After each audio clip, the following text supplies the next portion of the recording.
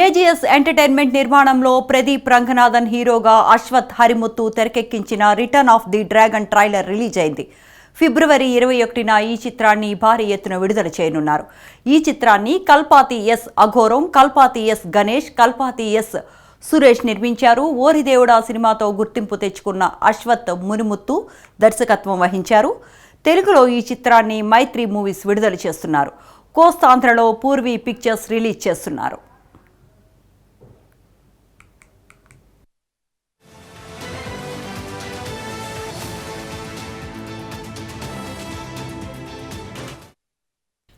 ట్రైలర్లో అన్ని రకాల అంశాలను జోడించారు. యూత్కి కావలసినంత వినోదం, ప్రేమ, రొమాన్స్, ఫ్యామిలీ ఎమోషన్స్ అన్నిటినీ జోడించారు.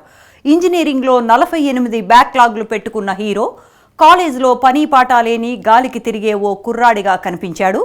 ప్రేమ, బ్రేకప్, లైఫ్లో సెటిల్ అవ్వటం కోసం కష్టపడే తీరు చూపించారు.